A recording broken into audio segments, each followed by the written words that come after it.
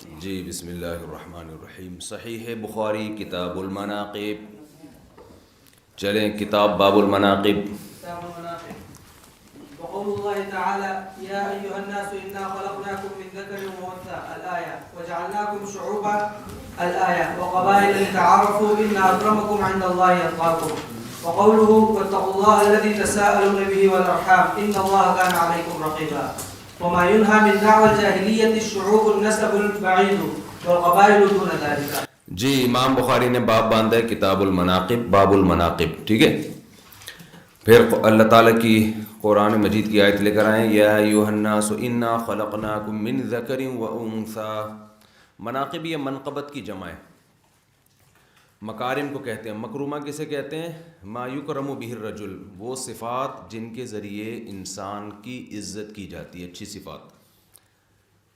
تو منقبت اصل میں نقب سے نا، فنقبوا فی البلاد قرآن مجید میں آتا ہے۔ تو جس میں یہ مکارم ہوتے ہیں وہ حاسدین کے دل میں گویا سوراخ کر دیتا ہے، یا یہ اچھے اچھے مکارم کی وجہ سے پہاڑوں میں دراڑیں ڈال دی جاتی ہیں، تو اس لیے اس منقبت کہا جاتا ہے، سمجھ رہے ہیں؟ تو مناقب وہ صفات جس کی وجہ سے انسان کی عزت ہو اور دوسروں پہ اس کا اثر ہو۔ تو امام بخاری یہ باب باندھنے کے بعد اصل میں تو یہ باب اس پر ہوگا کہ انسان کی جو اصل منقبت ہے وہ تقویٰ کی بنیاد پر ہے۔ پھر جو جن لوگوں کی منقبت ثابت ہے اصحاب کی، ان کی منقبت کا تذکرہ ہوگا۔ تو شروع میں امام بخاری قرآن مجید کی آیت اور وہ احادیث لے کر آئے ہیں جن سے نسب کی بھی فضیلت ثابت ہوتی ہے، یہ بتانے کے لیے کہ اصل فضیلت تو انسان کو تقویٰ کی بیس پہ ملتی ہے، لیکن دنیا میں نسب کو بالکل نظر انداز نہیں کیا جاتا۔ نبی صلی اللہ علیہ وسلم نے خاندان اور نسب کو بھی اہمیت دی ہے، رشتہ داری کی بیس پہ، سمجھ رہے ہیں؟ اور یہ اس لیے کی ہے کہ اللہ تعالیٰ نے انسان کو قبائل میں تقسیم کیا ہے تاکہ تم ایک دوسرے کو پہچانو۔ اور لیکن ان اکرمکم عند اللہ اتقاکم، جو اصل فضیلت ہے جس کو فضیلت کلی کہتے ہیں، وہ تقویٰ کی بیس پر ہوگی، سمجھتے ہو؟ تو یا ایھا الناس انا خلقناکم من ذکر و انثی، اے لوگو ہم نے تمہیں ایک مرد اور ایک عورت سے پیدا کیا ہے۔ یورپ میں یہ سسٹم ختم ہو گیا ہے، دونوں ماں باپ آدمی بھی ہو سکتے ہیں اور ماں باپ لیڈیز بھی ہو سکتے ہیں۔ جو لاکھوں سالوں سے جو انسان کا سیٹ اپ چلتا آ رہا ہے نا کہ جب بھی بچہ ہے اس کا ایک عدد ابا ہوگا اور ایک عدد امی۔ امی کے لیے لیڈی ہونا ضروری ہے اور ابا کے لیے جینٹس ہونا ضروری ہے۔ تو اتنی فطرت سے بغاوت ہوئی ہے کہ یہ سیٹ اپ مارکیٹ سے شارٹ ہو گیا۔ یہی علامات قیامت ہیں کہ یہ چل رہا مارکیٹ میں۔ اور آج کل مذہبی اسکالرز نے بھی سب چیزوں کو الٹنا پلٹنا شروع کر دیا ہے۔ پہلے حقوق بیان کیے جاتے تھے والدین کے حقوق بڑے اہتمام سے بیان کیے جاتے تھے نا، اب اولاد کے حقوق بیان کیے جا رہے ہیں، والدین کو لفٹ نہیں کرایا جا رہا۔ پہلے عورت کو سمجھایا جاتا تھا کہ شوہر کی شکر گزار رہو، اس کی اطاعت کرو، فرمانبرداری کرو، اب الٹا کام چلایا جا رہا ہے، ٹھیک ہے نا؟ وہی رائٹ دیے، مذہبی اسکالر یہ کام کر رہے ہیں تو باقی کیا کر رہے ہوں گے؟ تو اس کو سربراہ بنایا جا رہا ہے۔ تیسرا، شاگردوں کو حکم دیا جاتا تھا استاذوں کی عزت کرو، رسپیکٹ دو، اب استاد شاگرد کا فرق کیا جا رہا ہے؟ ختم کیا جا رہا ہے۔ تو یہ ایکولیٹی کی بیس پہ پوری دنیا کا سیٹ اپ بنایا جا رہا ہے۔ اس میں جو اصحاب حقوق ہیں، جو سرپرست ہیں، ان کے حقوق ضائع ہو رہے ہیں، سمجھتے ہو؟ تو امام بخاری نے فرمایا، اللہ تعالیٰ فرماتے ہیں انا خلقناکم من ذکر و انثی، ہم نے تم کو ایک مرد اور عورت سے پیدا کیا، وجعلناکم شعوبا وقبائل، اور ہم نے تم کو شعوب اور قبائل میں تقسیم کر دیا۔ آگے شعوب اور قبائل کا مطلب عبداللہ بن عباس سے خود نقل کر رہے ہیں کہ شعوب جو قبیلہ، بڑا قبیلہ، اور قبائل کا مطلب اس کی شاخ، سمجھ رہے؟ ان آگے ہے لتعارفوا، تاکہ تمہارا تعارف ہو۔ تو قبائل سے انسان کی پہچان ہوتی ہے، کیونکہ جو قبائل کی صفات ہوتی ہیں وہی اکثر اولاد میں آتی ہیں۔ یہ مطلب ہے تعارف کا۔ ہم کہتے ہیں نا یہ فلاں قوم کا ہے تو اس سے فوراً ذہن جاتا ہے اس کے اندر یہ صفات ہوں گی اور یہ خوبیاں ہوں گی اس کے اندر۔ آگے فرماتے ہیں کہ واتقوا اللہ الذی تساءلون بہ وان اکرمکم عند اللہ اتقاکم، لیکن اللہ کی نظر میں سب سے زیادہ عزت والا وہ ہے جو تم میں سب سے زیادہ پرہیزگار ہے۔ واتقوا اللہ الذی تساءلون بہ والارحام، ڈرو اس اللہ سے جس کے ذریعے تم ایک دوسرے سے سوال کرتے ہو۔ کیا مطلب؟ آپ کسی سے مطالبہ کریں، وہ آپ کا مطالبہ پورا نہ کر رہا ہو تو آپ اللہ کا واسطہ اس کو دیتے ہیں کہ نہیں دیتے؟ تو آپ اللہ کو مانے نہ مانے، ضرورت پڑنے پہ آپ اللہ ہی کا ریفرنس دے کے اپنے پیسے واپس لے رہے ہوتے ہیں کسی سے، کہ خدا سے ڈرو، تمہیں اللہ کا واسطہ۔ تو اس اللہ سے اللہ کہتے ہیں خود بھی تو ڈرو، جب دوسروں کو ڈرا ڈرا کے اپنے حقوق لیتے ہو تو اس اللہ سے خود بھی ڈرو۔ والارحام، اور ارحام کا بھی واسطہ دیتے ہو، یہ منصوب بنزل خافظ ہے نا، ارحام کا بھی واسطہ دیتے ہو، رشتہ داری کا واسطہ۔ تو امام بخاری آیت لے کر آئے ہیں رشتہ داری کی اہمیت کو بیان کرنے کے لیے، کہ اگرچہ اللہ کی نظر میں تقوی سب سے امپورٹنٹ ہے، لیکن اس کا یہ مطلب نہیں ہے کہ رشتہ داری کو آپ ویلیو دینا چھوڑ دیں۔ آپ کہیں وہ بندہ جس کا مجھ سے کوئی ریلیشن نہیں ہے، چونکہ نیک زیادہ ہے اس لیے میں اس کو عزت دوں گا، اور یہ میرے ابا ہیں چونکہ نیک نہیں ہے اس لیے ان کی میری نظر میں کوئی ویلیو نہیں ہے، چونکہ قرآن تو کہہ رہا ہے کہ سب سے زیادہ جو ہے نا جو پرہیزگار ہے اس کو اہمیت دو، تو وہ اپنی جگہ اہمیت ہے۔ لیکن آپ رشتہ داری کو دنیاوی احکام میں آپ نے رشتہ داری کو غیر رشتہ داری پر فضیلت دینی۔ یہ جو قرآن مجید کی آیت ہے نا ان اکرمکم عند اللہ اتقاکم، یہ ہمارا سبق اس طرح ختم تو نہیں ہوگا اگر ہم اتنی ڈیٹیل میں گئے، یہ بخاری ختم تو نہیں ہو سکتی۔ دیکھو یہ جو فقہا چاروں ائمہ کا اتفاق ہے نا کہ لڑکی کی شادی اس کے کفو میں کی جائے گی، ہم پلہ میں، تو ہم پلہ میں نسب کی بھی اہمیت ہے نا بھائی، 6 چیزوں کی خاص ویلیو ہے، اس میں نسب بھی دیکھا جاتا ہے کہ یہ لڑکا نسب کے اعتبار سے لڑکی کے پیرلل ہو، اس کے ہم پلہ ہو۔ تو یہاں پر ہمارے اہل حدیث حضرات جو ہے نا یہ آیت پیش کرتے ہیں، اس پہ ابن تیمیہ نے بھی رد کیا رحمہ اللہ تعالیٰ نے، کہ قرآن تو نسب کو ویلیو نہیں دے رہا، ان اکرمکم عند اللہ اتقاکم کہہ رہا ہے کہ تم میں سب سے زیادہ عزت دار وہ ہے جو سب سے زیادہ پرہیزگار ہے، تو پرہیزگاری دیکھی جائے گی۔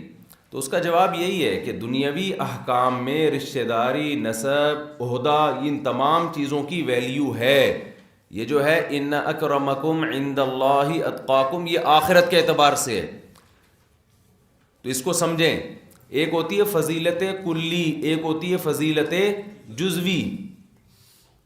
کلی فضیلت اس کو کہتے ہیں، مثال سے سمجھاتا ہوں، آپ نے کسی کے ذمے کوئی کام لگایا، آپ نے گڑھا کھدوانا ہے، کنواں کھدوانا ہے آپ نے، تو آپ نے کیا کیا کہ آپ کے پاس 5-6 مزدور آئے، ایک بہت خوبصورت ہے، ایک سید خاندان سے ہے، ایک جناب بہت بڑا ڈاکٹر ہے، ایک کے ابا آرمی میں بریگیڈیئر ہیں، تو لیکن ایک ہے ان تمام صفات میں سے کوئی صفت بھی نہیں ہے، لیکن گڑھا کھودنے کا ماہر ہے، تھوڑے پیسوں میں کم وقت میں سب سے اچھا کام کر سکتا ہے، تو آپ ترجیح کس کو دو گے اس موقع پہ؟ ہاں، جو کام ٹائم پہ کرے۔ آپ بولو گے بھائی میں نے بریگیڈیئر کے بچے سے کیا کرنا ہے، میں نے خوبصورت سے کیا کرنا ہے، میں نے ڈاکٹر کا کیا کرنا ہے، ان میں سب میں فضیلت ہیں، لیکن اس موقع پر صاحب فضیلت کون ہے؟ کیونکہ ہدف ہے گڑھا کھدوانا، تو اس لحاظ سے اس موقع پہ جو کلی فضیلت حاصل ہوگی وہ اس مزدور کو ہوگی جس میں کوئی صفت نہیں لیکن کام ٹائم پہ کر کے دے دے آپ۔ تو اب خوب سمجھ لیں کہ اللہ تعالیٰ نے انسان کو پیدا کیا ہے اپنی عبادت کے لیے، جنت میں جانے کے لیے، اپنے آپ کو راضی کرنے کے لیے، تو جو اس معیار پہ پورا اترے گا اس کو فضیلت کلی حاصل ہوگی۔ باقی جزوی فضیلتیں، کسی کا نسب اچھا ہے، کوئی ذہین زیادہ ہے، تو یہ سب فضیلتیں کیا ہیں؟ یہ جزوی فضیلتیں ہیں۔ تو ان جزوی فضیلتوں کا دنیا میں ان کی رعایت کی جاتی ہے، کی جائے گی دنیاوی حکام میں، ان کو دنیاوی لحاظ سے مسترد کر دینا یہ نظام عالم کو برباد کر دینا ہے۔ مثال کے طور پر آگے ہی بخاری میں حدیث آ رہی ہے، الائمۃ من قریش، نبی صلی اللہ علیہ وسلم نے فرمایا کہ خلیفہ جو ہے نا مسلمانوں کا، بادشاہ کس میں سے ہوگا؟ قریش میں سے۔ وجہ کیا ہے؟ اللہ نے ان کو منتخب کیا ہے کہ لوگ قریش کے ہمیشہ تابع رہے ہیں، مسلمانوں میں لوگوں میں جو مسلم تھے وہ بھی قریش کے تابع اور جو کافر تھے وہ بھی قریش کے تابع. کیا مطلب؟ لوگ قریش کو دیکھتے تھے کہ یہ لوگ مسلمان ہوں گے تو ہم بھی ہوں گے ورنہ ہم نہیں ہوں گے, کیونکہ ان کے پاس قیادت تھی, ان کے اندر کچھ ایسی کوالٹیز تھی, صلاحیت تھی, یہ دنیا کی لگام ان کے ہاتھ میں دے دی جائے تو یہ چلا سکتے تھے, کچھ ایسی صفات تھی. تو ان صفات کی بیس پر نبی صلی اللہ علیہ وسلم نے فرمایا کہ خلافت کے اولین مستحق کون ہیں؟ قریش ہیں وہ. تو اب یہ فضیلت ہو گئی کہ نہیں ہو گئی؟ لیکن اس فضیلت کی بیس پر آخرت میں درجات بلند نہیں ہوں گے, کیونکہ یہ فضیلت کلی نہیں ہے دنیا کے نظام کو چلانے کے لیے. تو اسی طرح کسی لڑکی کا نکاح جب ہم غیر کفو میں کرتے ہیں, جو اس کے نسب کے لحاظ سے, خاندان کے لحاظ سے اس کے کفو برابر نہ ہو, تو نکاح کی جو مصلحتیں ہیں وہ علی وجہ الکمال حاصل نہیں ہوتی. جیسے قریش کے علاوہ کسی کو امیر بنا دیا تو لوگ مانیں گے نہیں اس کو, اس میں کے اندر لیڈر میں وہ صلاحیت نہیں ہوگی, تو نظام برباد ہوگا نا. بھئی آپ نے کہا یہ بندہ بہت نیک ہے, یہ 4 مہینے لگا کر آئے, اس کو علاقے کا کچھ بھی بنا دو, یعنی میئر بنا دو یا علاقے کا ناظم بنا دو یا ملک کا بادشاہ بنا دو اس کو, لوگ ذہنی طور پر اس کو قبول نہیں کر رہے ہیں, اس کے اندر وہ صلاحیت نہیں ہے ملک چلانے کی. یہ تو فقہ کی کتابوں میں بلکہ عقیدے کی کتابوں میں مسئلہ لکھا ہوا ہے نا کہ وہ جنگی کمانڈر جس کے اندر لڑنے کا تجربہ ہو وہ زیادہ اہل ہے اگرچہ فاسق ہو بنسبت اس نیک آدمی کے جس کے پاس لڑائی کا تجربہ نہ ہو. نہیں یاری سمجھ؟ دیکھو جنگ میں کمانڈر بنانا ہے, 2 بندے ہیں, ایک بہت آپ جیسے نیک لوگ, ایک کمانڈر ہے بہت نیک تہجد گزار اور ہر وقت اللہ اللہ کرنے والا. ایک آپشن تو یہ کہ بھئی یہ چونکہ بہت نیک ہے, اس کو جنگ میں ملک پہ حملہ کرنے کے لیے کسی کنٹری پہ ہم نے حملہ کرنا ہے, اس کو کمانڈر بنا دو, یہ بہت نیک ہے, تہجد نہیں کبھی چھوٹی اس کی, لیکن اس کو نہ نقشے پڑھنے آتے ہیں نہ اس سے پہلے کبھی جنگوں کا اس کو تجربہ رہا ہے, فرسٹ ٹائم بنا ہے. دوسرا ہے کہ بھئی اس کو تجربہ ہے لیکن وہ فاسق فاجر ہے, وہ نیک آدمی نہیں ہے. تو فقہا کا اتفاق ہے کہ کس کو بنایا جائے گا؟ فاسق فاجر کو بنا دیا جائے گا, کیونکہ ابھی ہم نے کام لڑائی کا لینا ہے. ہاں دونوں ایک جیسے ہوں پھر تقوی کو ترجیح دی جائے گی, کیونکہ اس میں ڈبل ایک اضافی فضیلت بھی ہے اور اس کے امکان ہے کہ وہ اللہ کی مدد اس کے ساتھ زیادہ ہوگی. تو ہر کام اس کا حل. تو اسی طرح کفو میں جو نسب کا بھی اعتبار کیا گیا ہے نا کہ عورت کا اگر ایسی جگہ نکاح کیا جائے جو نسب میں اس سے کم تر ہو, تو کیونکہ اس نے ماتحت بننا ہے نا, تو ذہنی طور پر اس کو اپنا سرپرست کے طور پہ یا اپنے سربراہ کے طور پہ, سرپرست نہیں سربراہ کے طور پہ قبول نہیں کرے گی. تو نتیجہ پھٹے پھٹے ہوں گے جو مارکیٹ میں آج کل چل رہے ہیں. اب مثال کے طور پر PhD لڑکی کی شادی آپ 8ویں پاس سے کر دو تو چلے گا رشتہ, یہ الٹا کر دو تو چلے گا, PhD بندہ ہو لڑکی 8ویں پاس ہو پھر چل جائے گا, لیکن اس کے برعکس کریں گے تو نہیں چلے گا. وجہ اس کی ہے کہ وہ اس میں جو تعلی ہے نا اپنی برتری, احساس برتری, تو وہ اس کو شوہر کا فرمانبردار بننے سے روکے گا, تو پھر معاملات کیا ہوں گے؟ خراب. تو یہاں بھی ایسا ہی ہے کہ خلافت میں بھی, امامت میں بھی, ہر چیز میں اس کا اعتبار کیا گیا. تو امام بخاری نے باب تو یہ باندھا ہے, یہ قرآن کی آیت تو یہ لے کر آئے ہیں کہ ان اکرمکم عند اللہ اتقاکم, سب سے زیادہ عزت دار وہ ہے جو تقوی والا ہے. لیکن ساتھ ساتھ نسب کی اہمیت اور رشتہ داری کی اہمیت کو بھی بیان کیا جا رہا ہے کہ اس کو ترجیح دینی پڑے گی. چلو بھائی, تو وہ تو عورت کے بارے میں ہے نا, فظفر بذات الدین تریبت یداک, کہ جب تمہارے پاس کوئی یعنی عورت سے 4 باتوں کی وجہ سے نکاح کیا جاتا ہے نا, اس کے مال, حسن, جمالہا ولی حسنہا ولی دینہا ولی نسبہا, فظفر بذات الدین تریبت یداک, کہ تو دیندار کو ترجیح دو. تو عورت میں تو ایسے ہی ہے, دیندار کو ترجیح دی جائے گی. دوسرا ہم یہ تھوڑی کہہ رہے ہیں کہ بے دین مرد سے عورت کا نکاح کیا جائے, تو جو دیندار ہے بے دین اس کا کفو تھوڑی ہے. بھائی نسب میں جہاں کفات ہے تو دینداری میں بھی ہے نا, دینداری میں بھی کفات, لیکن یہاں کفات میں وہ دینداری ہے جس کو وہ بے دینی جو عرف میں جس کی وجہ سے انسان کمتر سمجھا جاتا ہو, کیونکہ کفاءت کا مدار عرف پر ہے. تو عرف میں دیندار لڑکی کا کفو بے دین نہیں سمجھا جاتا, مگر وہ بے دین جس کو سوسائٹی میں بے دین سمجھا جاتا ہو. ایک تو اللہ کی نظر میں بے دین ہے نا, لیکن سوسائٹی میں جس کی وجہ سے وہ، کیونکہ یہاں یہ چیز نوٹ کی جا رہی ہے کہ یہ رشتہ کامیاب چلے گا کہ نہیں چلے گا، اس بیس پر سمجھتے ہو. باقی وہ ایک الگ بات ہے کہ کسی دیندار لڑکی کا بے دین اگر کفو بھی ہو تو بھی کرنا نہیں چاہیے دوسرے معاملات کی وجہ سے. وہ معاملات کیا کہ آگے اولاد بے دین ہوگی اور گھر کا ماحول خراب ہوگا، وہ ایک الگ معاملہ ہے، اس کا کفاف سے تعلق نہیں ہے، وہ کسی اور وجہ سے نامناسب ہے. سمجھتے ہو کہ نہیں سمجھتے ہو؟ تو ان اللہ کان علیکم رقیبہ، بے شک اللہ تعالیٰ تم پر نگہبان ہے، یعنی اللہ سے بھی ڈرو اور رشتہ داری کا بھی خیال کرو جس کا تم ایک دوسرے کو واسطہ دیتے ہو.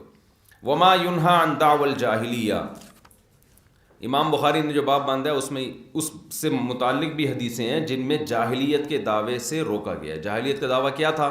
قوم پرستی. تو رشتے سے محبت ہونا، نکاح وغیرہ میں نسب کا اعتبار کرنا، کسی کو کوئی عہدہ دیتے ہوئے ان تمام چیزوں کو خاطر میں لانا یہ ایک الگ چیز ہے، لیکن قوم پرستی یہ بالکل ایک الگ چیز ہے. قومیت کی بیس پہ کسی پہ ظلم کرنا، یہ قومیت کے نعروں کی طرف بلانا، اس کی نفی کی گئی ہے. تو وہ احادیث آئیں گی اس باب میں جن میں قومیت کے نعرے کی نفی کی گئی ہے. تو یہ بیلنس ہے، اسلام کا اعتدال ہے کہ نہ کالعدم قرار دیا، نہ اس کو اس کی ویلیو سے زیادہ بڑھانے کی کوشش کی گئی. سمجھتا ہے بات کو؟ کیا نام ہے آپ کا؟ احمد بھائی، بات سمجھ میں آ رہی ہے؟ اب تو کافی ماشاءاللہ مبصر ہو چکے ہو گے آپ، بہت ساری چیزیں. چلے بھائی آگے حدیث. بسم اللہ الرحمن الرحیم. حدثنا خالد، حدیث نمبر 3489. حدثنا خالد بن یزید الکاہلی قال حدثنا ابو بکر عن ابی حصین عن سعید بن جبیر عن ابن عباس رضی اللہ عنہما وجعلناکم شعوبا وقبائل لتعارفوا قال الشعوب القبائل العظام والقبائل البطون. شعوب سے مراد کیا؟ بڑے بڑے قبیلے، ان کی جو ذیلی شاخیں ہوں گی وہ قبیلہ کہلائیں گی. جیسے پٹھان ایک قوم ہے تو آگے کاکڑ زئی کیا کہلائے گی؟ اس میں بطن. اسی طرح کاکڑ زئی ایک قبیلہ ہے تو آگے اس میں ہو سکتا ہے کئی ساری شاخیں ہوں، راجپوت، اور یہ سب جو ہے نا شاخیں در شاخیں نکلتی ہیں. چلیں یہ شکر ہے مسلمانوں میں نکل رہی ہیں، یہ صرف مسلمانوں میں رہ گئی ہیں یہ قبیلے در قبیلے در قبیلے. باقی تمام قوموں میں گرل فرینڈ بوائے فرینڈ کے سسٹم کی وجہ سے قبیلے آج کل کہاں گئے ہوئے ہیں؟ دل لینے گئے ہوئے ہیں. چلے بھائی خاندان بنتا ہے باپ سے.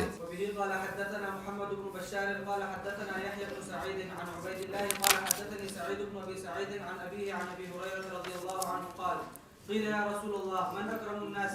قال أتقاهم. قالوا ليس عن هذا نسألك. قال فيوسف نبي الله. جی ہاں، حضرت ابو ہریرہ رضی اللہ عنہ سے پوچھا گیا. حضرت ابو ہریرہ رضی اللہ تعالیٰ عنہ فرماتے ہیں نبی صلی اللہ علیہ وسلم سے پوچھا گیا من اکرم الناس، لوگوں میں سب سے زیادہ عزت دار کون ہے؟ تو آپ صلی اللہ علیہ وسلم نے فرمایا اتقاہم، جو اللہ سے سب سے زیادہ ڈرنے والا ہو. صحابہ نے عرض کیا لیس عن ھذا نسألوک، یا رسول اللہ ہم اس بارے میں نہیں آپ سے پوچھ رہے. یعنی تقویٰ کے اعتبار سے تو، آخرت کے اعتبار سے تو وہ تو ہمیں معلوم ہے، آپ پہلے بھی بتا چکے ہیں کہ وہ کون ہے جو سب سے زیادہ متقی ہو. ہم اس کے علاوہ کے بارے میں پوچھ رہے ہیں، یعنی اس کے علاوہ دوسرے اعتبار سے فضیلت کس کو سب سے زیادہ ہے.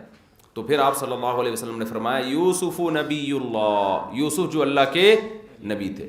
دوسری حدیث میں اس کی تشریح ہے کہ یوسف علیہ السلام وہ واحد پیغمبر ہیں جن کے ابا بھی نبی، جن کے دادا بھی نبی، جن کے پر دادا بھی نبی.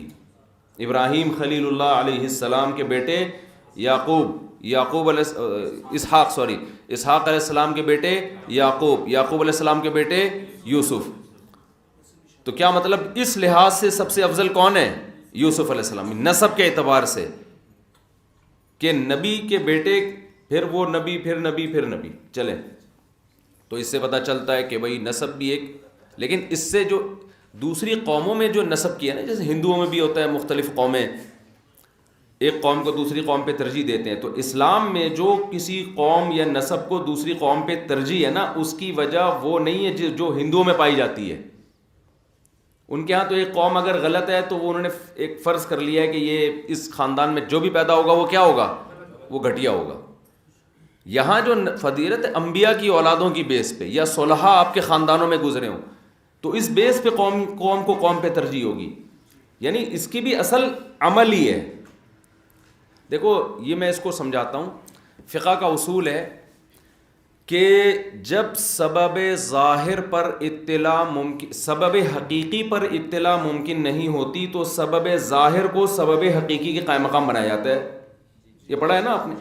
مثال کے طور پر سفر میں ہمیں 2 رکعتوں کا حکم ہے. اصل وجہ اس کی کیا ہے؟ سفر میں مشقت ہے. لیکن شریعت اگر مشقت پہ مدار رکھتی تو بڑی ٹینشن ہو جاتی. ہم سوچتے ہی رہتے پتہ نہیں اس درجے کی مشقت ہے بھی کہ نہیں ہے. تو سفر یہ ذریعہ ہے ٹینشن کا. تو شریعت نے کہا ٹینشن ہی، یعنی ٹینشن پہ مدار نہ رکھو، سفر پہ مدار رکھو. اس پہ حکم کو گھمانا آسان ہے. جب سفر ہوگا تو اب اس بحث میں نہیں پڑھو کہ تمہیں ٹینشن ہے یا نہیں ہے، دور پڑھنی ہے تم نے. وجہ کیا ہے کہ وہاں سبب حقیقی پر مدار رکھنا بہت مشکل ہے. اس سے لوگ کنفیوژن میں پڑیں گے تو سبب ظاہر کو سبب حقیقی کا قائم مقام قرار دے دیا. بعض دفعہ سبب حقیقی پر اطلاع ہی ممکن نہیں ہوتی. یہاں ممکن تو ہے، متاثر ہے. بعض دفعہ سبب حقیقت اطلاع ممکن نہیں. مثال کے طور پر وضو ٹوٹنے کا جو اصل سبب ہے وہ ہوا کا خارج ہونا ہے. لیکن جب آپ سو جاتے ہیں گہری نیند تو ہوا خارج ہوئی یا نہیں ہوئی ہے اس پر اطلاع آپ کے لیے ممکن ہے ہی نہیں. تو شریعت نے نیند کو ہوا کے خروج کے قائم مقام قرار دے دیا. بھئی اگر گہری نیند سوئے ہو تو ہم یہی سمجھیں گے کہ کیونکہ وہاں یہ پتہ کیسے چلائے گا کہ ہوا خارج ہوئی ہے کہ نہیں ہوئی ہے. تو وہاں سبب ظاہر کو سبب حقیقی کے قائم مقام قرار دے دیا. بھئی گہری نیند ہے تو بس آپ کا وضو ٹوٹ گیا. اب اگر یقین بھی کسی کو ہو جائے نا کسی ذریعے سے کہ میں گہری نیند سویا تھا ہوا خارج نہیں ہوئی تھی، پھر بھی وضو ٹوٹنے کا ہی حکم لگے گا اس کا. کیونکہ جب شریعت نے وہاں سے پھیر دیا تو اب حکم ہمیشہ کے لیے پھر گیا. تو یہاں بھی یہ خوب اچھی طرح سمجھ لیں کہ نسب کی شریعت میں ویلیو اس لیے ہے کہ کسی انسان کے اچھے یا برا ہونے کا حقیقی پتہ تو جب چلے گا جب طویل عرصہ آپ نے اس کے ساتھ گزارا ہو. پھر اس کی سخاوت اور اس کی شرافت اور یہ ساری چیزیں سامنے آتی ہیں. طویل عرصہ جب تک آپ نہیں گزارو گے نہیں پتہ چلتا. خاندان ایک ایسی چیز ہے جو سبب ظاہر ہے، حقیقی سبب نہیں ہے. اچھے خاندان میں پیدا ہو گئے، اسی خاندان میں پلے بڑھے تو بظاہر یہ اس کی علامت ہے کہ جو اچھائیاں اس خاندان میں تھی امید ہے کہ وہ اس میں آئی ہوں گی.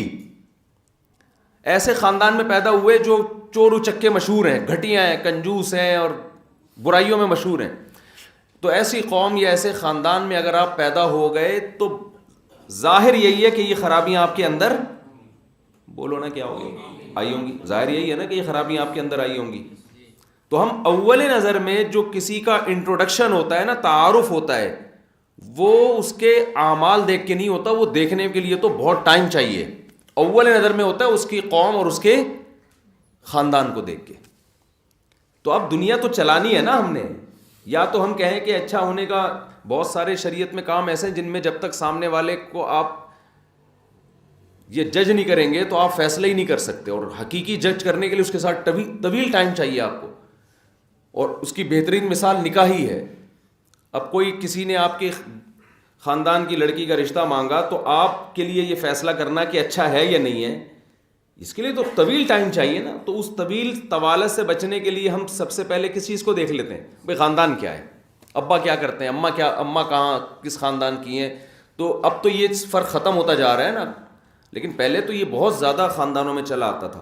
تو اس میں کیا ہے کہ وہ سبب ظاہر ہمارے لیے حقیقی سبب کے قائم مقام بن جاتا ہے. سمجھ رہے ہیں نا. تو اس لیے شریعت نے نسب کو ویلیو دی ہے کہ نسب وہ پہلی علامت ہے جسے دیکھ کے انسان کا تعارف ہو جاتا ہے. مثال کے طور پر یوسف علیہ السلام کو کیوں فضیلت بیان کی جا رہی ہے کہ بھائی باپ بھی نبی ہے، دادا بھی نبی ہے، پردادا بھی نبی ہے. تو اتنے انبیاء کے خاندان میں پیدا ہوئے تو کیا بہترین صفات ان کے اندر ٹرانسفر ہوئی ہوں گی. تو یہ فضیلت بھی بہت کافی ہے تعارف کے لیے. سمجھتے ہو؟ تو اسی وجہ سے حدیث میں آتا ہے رسول اللہ صلی اللہ علیہ وسلم نے فرمایا اللہ نے مجھے سب سے اونچے خاندان میں پیدا کیا ہے. کیونکہ قریش جو تھے اور بنو اسماعیل جو تھے ان کے عربوں میں ان کی عزت ہمیشہ سے کی جاتی تھی، ان کی سخاوت، بہادری اور ان کی جو اچھی صفات ہیں. تو اس لیے آپ صلی اللہ علیہ وسلم کو بھی اللہ نے انہی میں پیدا کیا کہ اول نظر میں نبی کے بارے میں لوگوں کے لیے فیصلہ کرنا آسان. اب حقیقی فیصلہ تو نبی کے بارے میں وہ کرے گا نا کہ آپ اچھی صفات کے حامل ہیں یا نہیں، وہ کرے گا جو طویل عرصہ آپ صلی اللہ علیہ وسلم کے ساتھ گزارے. اب نبوت کے بارے میں نبی کے ساتھ ہر ایک کو طویل عرصہ گزارنے کا موقع نہیں ملتا. تو اول نظر میں نسب وہ چیز تھی جسے دیکھ کے لوگ فوراً کہہ سکتے تھے کہ اچھا یہ عرب میں ہے، اچھا عربوں میں بھی یہ بنو کنانہ میں ہے، عدنان کی اولاد میں ہے، اچھا یہ قریش میں ہے، اچھا قریش میں بھی بنو ہاشم میں ہے، تو اس کا مطلب یقیناً یہ اچھے ہی ہوں گے. سمجھتا ہے بات کو؟ تو یہ اس کی علامت ہے کہ یہ کیا ہوں گے بھائی، اتنا زبردست خاندان ہے تو یہ تو خاندان کے لوگ تو اچھے ہی ہوتے ہیں، تو یہ خاندانی ہی ہوں گے. سمجھتے ہیں کہ نہیں سمجھتے؟ تو آج بھی ایسے ہی ہے، بعض قومیں ایسی ہیں سنتے ہی آدمی کا دماغ جاتا ہے کہ بھئی یہ پتہ نہیں کس طرح کے لوگ ہوں گے. لیکن اگر کسی فرد واحد کے بارے میں طویل عرصے کے بعد آپ کو پتہ چل جائے کہ بھئی یہ بندہ اس خاندان میں پیدا ہوا لیکن اس کے اندر صفات اچھی ہیں، تو پھر اس کو اچھا کہنا پڑے گا. اور یہ بندہ جس خاندان میں پیدا ہوا وہ اچھی صفات کا ہے لیکن یہ بندہ برا ہے، تو پھر اس کو کیا کہنا پڑے گا؟ برا کہنا پڑے گا. لیکن یہ طویل عرصے کے بعد. تو یہاں بھی نسب ایک سبب ظاہر ہے جس پر اطلاع آسانی سے ممکن ہے، تو اس کی بیس پر کسی کے اچھا یا برا ہونے کا حکم لگانا ہمارے لیے دنیاوی معاملات میں آسان ہے. تو اس لحاظ سے نسب کو ویلیو دی گئی ہے، خلیفہ بنانے سے پہلے بھی، نکاح وغیرہ کے حکام میں بھی. سمجھتے ہو؟ چلو، یہ میں نے اتنی لمبی ڈیٹیل اس لیے بیان کی ہے کہ ملحد لوگ، ایتھیس لوگ اس پر بڑے اشکالات کرتے ہیں کہ ایک طرف تو تم کہتے ہو کوئی نسب وسب کچھ بھی نہیں ہے، دوسری طرف حدیث میں آتا ہے الائمۃ من قریش، بادشاہ کس سے ہوگا؟ قریش سے ہوگا. اور اللہ نے بنی اسرائیل کے 12 قبیلے بنائے ہوئے تھے نا، ہر قبیلے کے لیے الگ. تو یہ تمہارے اندر تو یہ بہت ہے یہ سب چیزیں. چلیں بھائی. قال حدثنا قيس بن حفص قال حدثنا عبد الواحد قال حدثنا كليب بن وائل قال حدثتني ربيبة النبي صلى الله عليه وسلم زينب بنت أبي سلمة قال قلت لها أرأيت النبي صلى الله عليه وسلم أكان من مضر قالت فممن كان إلا من مضر من بني النضر بن كنانة. ہاں، کلیب ابن وائل کہتے ہیں کہ مجھ سے نبی صلی اللہ علیہ وسلم کی ربیبہ ستیلی بیٹی حضرت ام سلمہ رضی اللہ عنہا سے آپ صلی اللہ علیہ وسلم نے نکاح کیا تھا نا، بیوہ تھیں. تو انہوں نے کہا میرے بچے کہاں جائیں گے؟ آپ نے فرمایا کہ الی اللہ و الی رسولہ، وہ بھی لے آؤ اللہ اس کے رسول کی طرف. تو عبد الرحمن ابن ابی سلمہ بھی نبی کے ربیب تھے جن کو آپ صلی اللہ علیہ وسلم کی گود میں پلے. اور یہ جو تھیں حضرت زینب، یہ بھی آپ صلی اللہ علیہ وسلم کی ستیلی بیٹی تھی، بالکل چھوٹی تھیں، یہ بھی آپ صلی اللہ علیہ وسلم کی گود میں پلی. تو ان سے کلیب ابن وائل نے پوچھا، مشہور تابعی ہیں، کہتے ہیں کہ آپ بتائیے کہ کیا نبی صلی اللہ علیہ وسلم مضر قبیلے میں سے تھے؟ حضرت اسماعیل کی اولاد میں آگے مضر، یعنی عرب میں جو ہے نا مضر اور کنانہ، یہ 2 مشہور قبائل تھے، آگے ان کا تذکرہ بھی آ رہا ہے. تو انہوں نے فرمایا کہ فمم من، تو پھر کس میں سے تھے؟ اللہ کانا مم مضرہ مم بنی نضر ابن کنانہ، کہ کنانہ کی اولاد، کنانہ میں سے جو بنو نظر تھے نا اس کی اولاد میں آپ صلی اللہ علیہ وسلم تھے. تو دیکھو اس کا بڑا اہتمام کیا گیا نا کہ آپ صلی اللہ علیہ وسلم کے باپ داداؤں میں کون تھا، کس کی اولاد میں. اس کا جواب یہ بھی ہو سکتا تھا جب ان سے پوچھا جاتا تو کہ تم نے کیا کرنا ہے بھائی، بنو نظر میں سے تھے، بنو کنانہ میں سے تھے، بس اعمال دیکھو، اس میں کیا ضرورت ہے کہ کس کی آگے اعلی اولاد میں سے تھے، اس کی کیا ضرورت ہے. چلیں بھائی. قال حدثنا موسى قال حدثنا عبد الواحد قال حدثنا كليب قال حدثتني ربيبة النبي صلى الله عليه وسلم وأظنها زينب قالت نهى رسول الله صلى الله عليه وسلم عن الدباء والحنتم والمقير. یہ مقیر کہتے ہیں نیچے کہ اصل لفظ نقیر ہے. چلیں. والمزفة وقلت بها أخبريني النبي صلى الله عليه وسلم ممن كان من مضر كان من مضر كان قالت فممن كان إلا من مضر كان من ولد النضر بن كنانة. جی ہاں، حضرت زینب رضی اللہ عنہا فرماتی ہیں کہ رسول اللہ صلی اللہ علیہ وسلم نے دبا اور حنتم سے منع کیا. دبا کہتے ہیں کدو جو ہوتے ہیں نا، کدو، عرب لوگ کدو کا چھلکا بیچ میں سے خالی کر کے وہ برتن بنا کے اس میں شراب بنایا کرتے تھے. تو اس برتن سے بھی نبی صلی اللہ علیہ وسلم نے اجتناب کا حکم دیا. حنتم کوئی سبز رنگ کا کوئی مٹکا ہوا کرتا تھا، اور نقیر جو ہے نا یہ کھجور کا تنا ہوتا ہے نا، نقر سے ہے نا پرندے کا ٹھونگ مارنا، تو اس تنے کو بیچ میں سے کھوکھلا کر کے اس میں شراب بنائی جایا کرتی تھی. مزفت کوئی تیل کے ذریعے اس کو تارکول وغیرہ کے ذریعے اس کو پکا کیا جاتا تھا. تو ان تمام برتنوں کے استعمال سے نبی نے منع کیا. تو امام ابو حنیفہ اور امام شافعی رحمہ اللہ تعالیٰ کے نزدیک یہ ابتدائی اسلام میں ایسا تھا شراب کی یادگار ختم کرنے کے لیے. تو اس لیے اب استعمال ان برتنوں کا جائز ہے. اس وقت کیونکہ لوگ شراب کے عادی تھے تو لوگوں کو ایسی چیزوں سے بھی منع کر دیا جو شراب کی یاد دلائیں. جب شراب حرام ہوئی ہے نا تو ان برتنوں کے بھی توڑنے کا حکم دیا. تو امام احمد بن حنبل اور امام مالک کے نزدیک اب بھی یہی حکم ہے. ان کے نزدیک یہ حکم منسوخ نہیں ہے. وہ کہتے ہیں یہ برتن کا استعمال بھی جائز نہیں ہے. جبکہ امام شافعی امام حنیفہ کے نزدیک کیونکہ برتن بذات خود تو کوئی ایسی چیز نہیں ہے نا, تو اس کی یادگار سے روکنے کے لیے, تو جب کسی کی بالکل یادگار ختم ہو جائے, سوسائٹی سے گناہ ختم ہو جائے, تو پھر اس کے استعمال میں کوئی حرج نہیں ہے. تو آج بھی یہی ہے کہ اگر کہیں سوسائٹی میں شراب پھیلے گی یا کوئی شخص شراب سے توبہ کرتا ہے تو اس کو حکم دیا جائے گا کہ جن بوتلوں میں تم شراب پیتے تھے ان بوتلوں کو گھر میں بھی استعمال مت کرو, کیونکہ یہ چیز نا گناہ کی یاد دلاتی. تو اس حدیث سے یہ بھی ہمیں پتہ چلتا ہے کہ جب انسان کسی گناہ سے توبہ کرے تو ہر وہ چیز جو گناہ کی یاد دلائے اس سے بھی توبہ کرے. بعض لوگوں کو سینما گھر میں فلم دیکھنے کی عادت ہوتی ہے, چھوڑ دی تو اب ان گلیوں سے مت گزرو, وہ پوسٹر نظر آئیں گے دوبارہ جانے کا دل کرے گا. اور اس طرح کے جتنے بھی گناہ کو یاد دلانے والی چیزیں ان سے انسان کو توبہ کرنی چاہیے. تو فرماتے ہیں کہ انہوں نے حضرت زینب رضی اللہ تعالیٰ عنہ نے فرمایا کہ نبی نے ان 4 قسم کے برتنوں کے استعمال سے منع کیا. میں نے کہا کہ آپ بتائیے, نبی صلی اللہ علیہ وسلم مزر قبیلے میں سے تھے. آپ نے فرمایا تو پھر کس میں سے تھے؟ وہ مزر میں سے تھے. کان من ولد نضر ابن کنانہ, نضر ابن کنانہ کی اولاد میں سے تھے اور مزر قبیلے میں سے تھے, یعنی مزر کی اولاد میں سے تھے. چلے بھی. قال حدثنا اسحاق بن ابراهيم قال اخبرنا جرير عن عمارة عن ابي زرعة عن ابي هريرة رضي الله عنه عن رسول الله صلى الله عليه وسلم قال تجدون الناس معادن خيارهم في الجاهلية خيارهم في الاسلام اذا فقهوا وتجدون خير الناس في هذا الشأن اشدهم له كراهية. اچھا یہ میں بھی پڑھتے آخری 5 منٹ رہ جائیں پھر پڑھوں گا. دیکھو بھائی کہہ رہے ہیں کہ حضرت عمارہ حضرت ابی زرعۃ عن ابی ہریرہ رضی اللہ عنہ عن رسول اللہ صلی اللہ علیہ وسلم, حضرت ابو ہریرہ بیان کرتے ہیں کہ رسول اللہ صلی اللہ علیہ وسلم نے ارشاد فرمایا تجدون الناس معادنا, لوگوں کو معدن کی طرح پاؤ گے. معدن معدنیات سے اردو میں بھی لفظ استعمال ہوتا ہے. وہ جو زمین میں خزانے ہوتے ہیں نا, کسی سے کوئلہ نکل رہا ہے تو کسی سے سونا نکل رہا ہے, تو زمین کی کھدائی ہوتی ہے, کہیں چاندی نکل رہی ہے, کہیں تیل نکل رہا ہے, کہیں گیس نکل رہی ہے.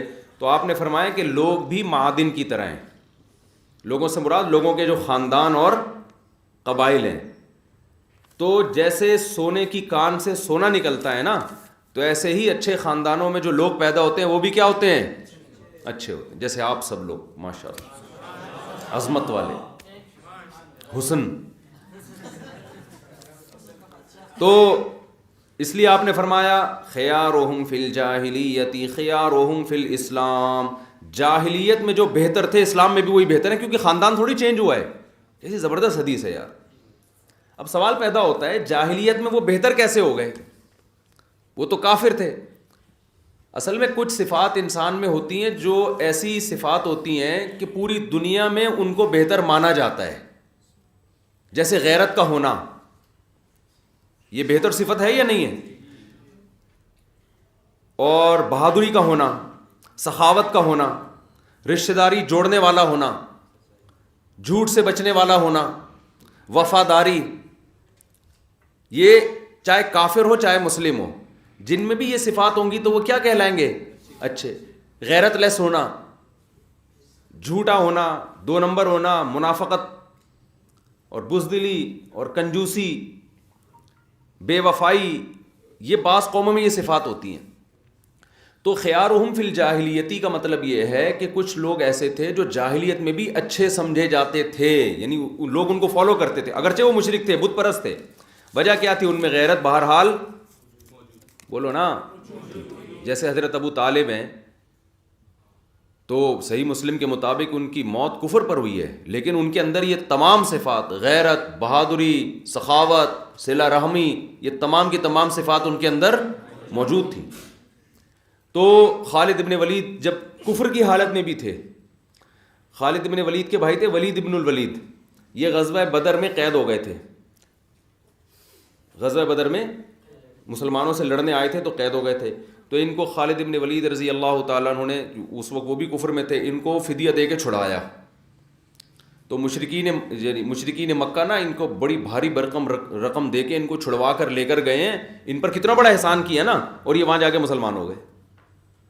تو وہ غصے ہوئے, وہ لوگ حیران ہوئے, بھائی ہم آپ کو وہاں سے چھڑوا کے لا رہے ہیں اور آپ اسلام قبول کر رہے ہو, کرنا ہی تھا تو اسی وقت کر لیتے نا, کیا خیال ہے؟ تو انہوں نے کیا جواب دیا, اگر میں اس وقت اسلام قبول کرتا تو لوگ سمجھتے کہ گرفتار ہوا ہے, قیدی ہے, اپنے آپ کو قید سے بچانے کے لیے اسلام لا رہا ہے.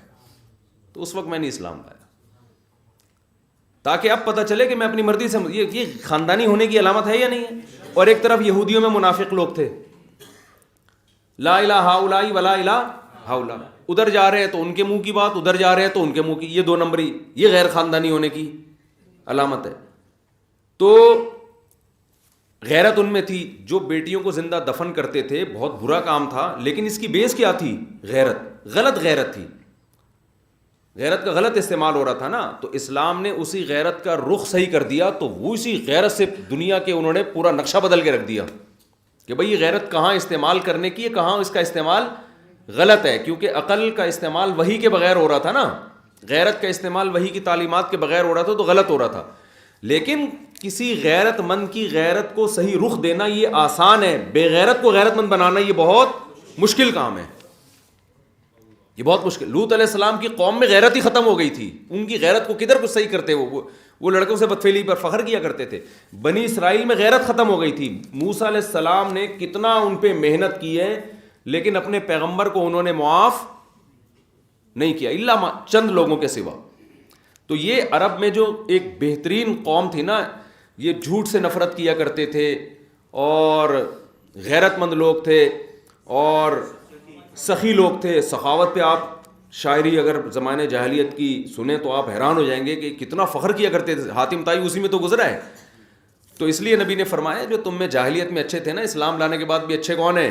وہی ہیں. اس سے خاندان کی اور نسب کی ویلیو کا پتہ چلتا ہے. جس خاندان میں پیدا ہوتا ہے نا, بعض اب وہ غیر مسلم خاندان ہوتا بڑا اعلیٰ کوالٹی کا ہے, اس کے رخ کو آپ چینج کر دو تو وہ آپ سے بھی اچھا بن کے دکھا دے گا. تو یہی وجہ ہے کہ نبی صلی اللہ علیہ وسلم نے عہدے بھی انہی کو دیے ہیں کہ جب وہ غیر مسلموں کے مشرکین کے ہاں تھے تو ان کے پاس عہدے تھے. تو جب وہ اسلام لائے ہیں تو آپ نے ان کو مسلمانوں کا کمانڈر بنایا. اس کی وجہ بھی یہی تھی کہ غیر مسلموں کے کمانڈر بھی وہ اسی بیس پہ تھے کہ ان کے اندر کچھ صفات تھیں جن کی وجہ سے ان کو سردار بنایا گیا تھا. الیکشن کا دور تھوڑی تھا پہلے, یہ ہمارا والا سیٹ اپ تھوڑی تھا. چھوڑو رہنے دو یار.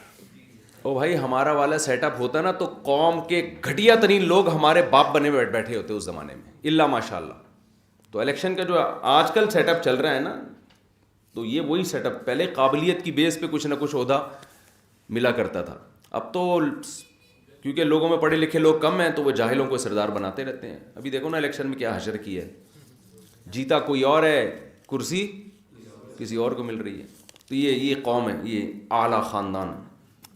جب وہی سوال کسی نے پوچھا ہے استاد جی, جیسا کہ آپ نے کمانڈر کی مثال دی, ایک فاسق سے دوسرا نیک بہتر ہے, تو کیا ملک کا صدر, وزیر اعظم یا مسلمانوں کا خلیفہ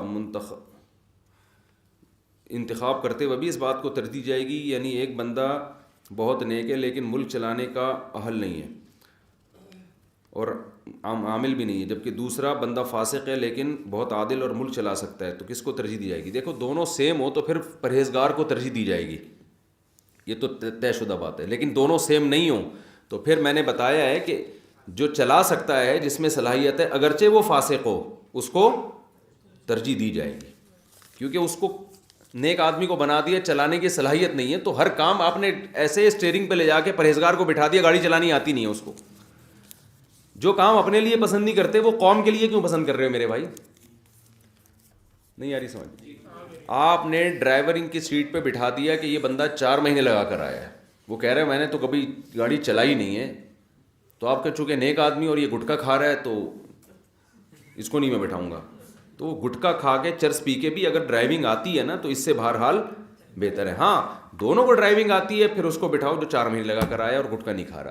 وجہ اس کی جو چرسی ہے اس کے بارے میں خطرہ ہے کہ وہ کسی دن نہ ملے اور کہیں ٹھوک دے گاڑی کو, تو اس کے بارے میں خطرہ ہے. اور یہ بھی ہے کہ جان کر کوئی گڑبڑ کر دے, وہ پیسے کھائے ہوئے ہوں اور ان کو کھائی میں گرا دے. لیکن جس کو چلانی نہیں آتی اس کو تو 100% یقین ہے کہ مروائے گا یہ. چلیں جی. ہاں تو آپ صلی اللہ علیہ وسلم نے فرمایا جو تم میں جاہلیت میں بہتر تھے اسلام میں بھی وہی بہتر ہے جب کہ وہ اسلام میں فقاہت حاصل کر لیں. اذا فقہوا فی الدین فقہوا فی الدین خیر الناس فی ھذا الشان اشدہم لہو کراہیۃ. اور آپ نے فرمایا اس معاملے میں یعنی امارت کے معاملے میں سب سے بہتر وہ ہے جو اس کو سب سے زیادہ ناپسند کرتے ہیں. یعنی امیر بننے کا جس کو شوق ہے تو اس کا مطلب وہ بہتر آدمی نہیں. جو سب سے زیادہ عہدے کو ناپسند کرے وہی سب سے زیادہ اس کا اہل ہے. سمجھتے ہو؟ تو ہر جگہ جو چاہتا ہے نا کہ میری ٹانگ اونچی رہے تو یہ غیر خاندانی ہونے کی علامت ہے. چلو یعنی اس میں گویا آپ نے یہ بھی بتا دیا, اشارہ دے دیا کہ وہ اہل تو سب سے زیادہ ہوتے ہیں عہدے کے, لیکن عہدوں کی طلب ان کے اندر بالکل بھی نہیں ہوتی. طلب اس لیے نہیں ہوتی, ان کو پتہ ہے کہ ذمہ داری بڑھے گی تو قیامت کے دن حساب سخت دینا پڑے گا. چلیں.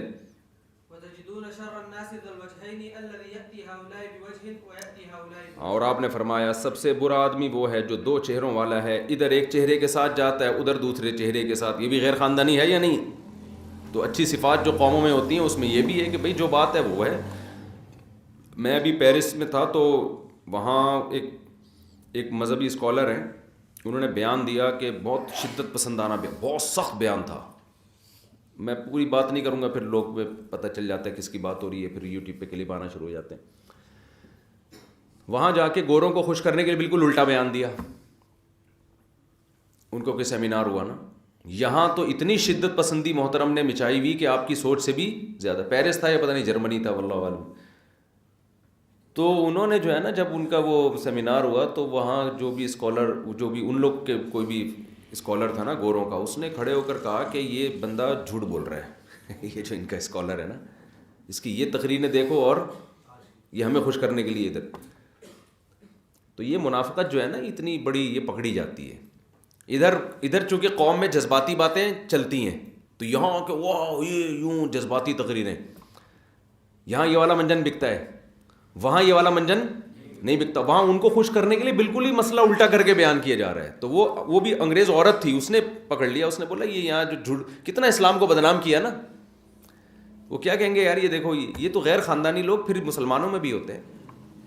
چلیں. حدثنا قتيبة بن سعيد قال حدثنا المغيرة عن أبي الزناد عن الأعرج عن أبي هريرة رضي الله عنه أن النبي صلى الله عليه وسلم قال الناس تبع لقريش في هذا الشأن مسلمهم تبع لمسلمهم وكافرهم تبع لكافرهم. ہاں آپ صلی اللہ علیہ وسلم نے فرمایا لوگ قریش کے اس معاملے میں تابع ہیں, امارت کے معاملے میں, کہ مسلمانوں ان کے مسلمان قریش کے تابع اور ان کے کافر بھی کس کے تابع؟ قریش کے. کیا مطلب؟ لوگ دیکھتے تھے کہ قریش اگر اسلام قبول کرتے ہیں تو ہم اسلام قبول کریں گے, قریش نہیں کرتے تو ہم بھی قبول نہیں کریں. عرب کے جتنے باقی قبائل ہیں نا وہ یہ دیکھ رہے تھے کہ حدیث میں دوسری حدیثوں میں ہے نا کہ نبی صلی اللہ علیہ وسلم کے بارے میں وہ کہتے تھے ان کو اپنے حال پہ چھوڑ دو, ہم دیکھتے ہیں کہ ان کی قوم کیا کرتی ہے. اگر قوم ان کی اسلام قبول کر لیتی ہم بھی, کیونکہ قریش تھے متولی بیت اللہ کے, تو ان کی ایک عظمت تھی لوگوں کے دلوں میں. تو یہ ایک فضیلت کی بات ہے کہ جب تک وہ کافر تھے دنیا بھی کافر, جب انہوں نے اسلام قبول کیا تو عرب کے سارے قبیلوں نے جوق در جوق, مکہ فتح ہوا تو پہلے قریش مسلمان ہوئے نا تو سارے عرب جوق در جوق اسلام میں داخل ہونا شروع ہو گئے. تو یہ وجہ تھی جس کی وجہ سے آپ نے فرمایا الائمۃ من قریش, خلیفہ کس سے ہوگا؟ وجہ اس کی ہے کہ اس پر لوگ جمع ہو سکتے ہیں, باقی کسی پہ لوگ جمع نہیں ہوں گے. تو اس سے ایک اور حکمت پتہ چلتی ہے کہ امیر ایسے شخص کو بھی بنایا جائے جس کے بارے میں رائے عامہ اس کے حق میں ہموار ہو, یعنی آپ کو یہ امید ہو کہ لوگ اس کو مانیں گے بھی. بعض دفعہ ایک دوسرا آدمی اہل ہے لیکن آپ کو پتہ ہے پبلک اس کو ذہنی طور پر نہیں مانے گی, اگرچہ یہ اہل زیادہ ہے, اس کو ہم لا کے مسلط کریں گے یہ چل نہیں سکے گا. دوسرا زیادہ درجے کا اہل نہیں ہے لیکن پبلک اس پہ جمع ہو جائے گی, تو یہ بھی ٹھیک ہے. بعض دفعہ مدرسے کے جو محتمم ہے نا وہ اپنے بیٹے کو بناتا ہے 2 نمبری کی وجہ سے اپنا خلیفہ, وہ اہل بالکل بھی نہیں ہوتا لیکن بنا دیتا ہے. لیکن بعض دفعہ اس لیے بناتا ہے, اس کو پتہ ہے کہ اس کے علاوہ کسی پر لوگ جمع نہیں ہوں گے. یہ تو حضرت معاویہ رضی اللہ تعالیٰ عنہ نے یزید کو بنایا نا, قطع نظر اس سے کہ یزید فاسق تھا یا عادل تھا, وہ الگ بحث ہے. لیکن اس کی بڑی وجہ یہ بھی تھی, جو مورخین لکھتے ہیں کہ حضرت معاویہ کا یہ خیال تھا کہ یہ لوگوں کو جمع کرنے کی اس کے اندر صلاحیت ہے, اگر اس کے علاوہ کسی اور کو بنایا تو امت مزید ٹکڑوں میں تقسیم ہوگی. تو حضرت معاویہ رضی اللہ تعالیٰ عنہ کے پیش نظر یہ حکمت بھی تھی, کیونکہ اہل شام تو سارے جمع ہو گئے تھے نا حضرت معاویہ پہ, تو ان کو یہ تھا کہ اگر میں اپنے بیٹے کو بناؤں گا تو لوگ اس پہ جمع ہوں گے, کسی اور کو بنائے تو لوگ جمع نہیں ہوں گے. تو یہ بھی بہت بڑی حکمت ہوتی ہے امیر کے پیش نظر کہ ایسے شخص کی سلیکشن کی جائے, جیسے حضرت ابو بکر نے کس کی سلیکشن کی, حضرت عمر کی. ان کو پتا تھا یہاں کسی کا اختلاف نہیں ہوگا.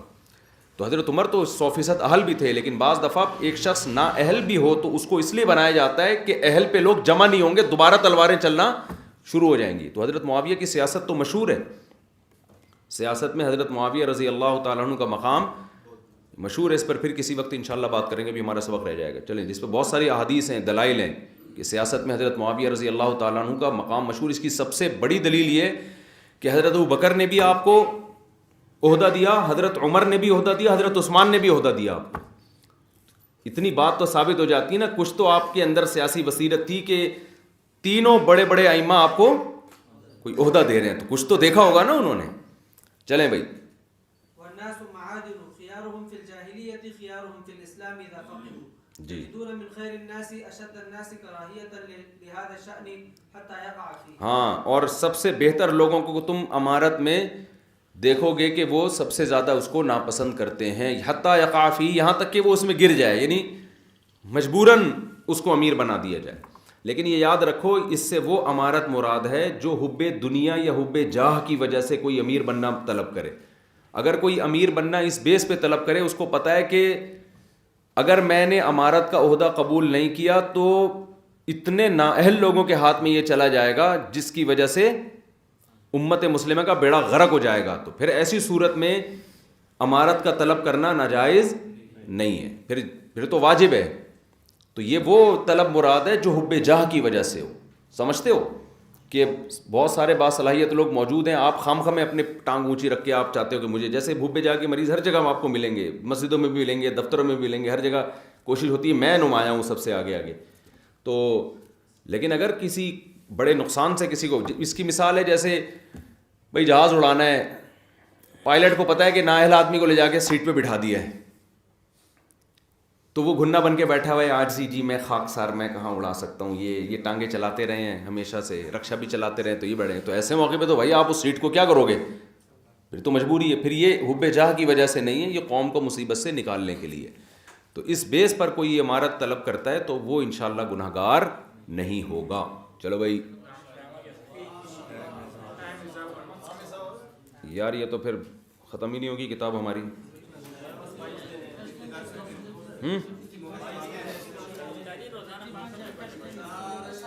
کل سے اسپیڈ بڑھائیں گے ہم, ٹھیک ہے.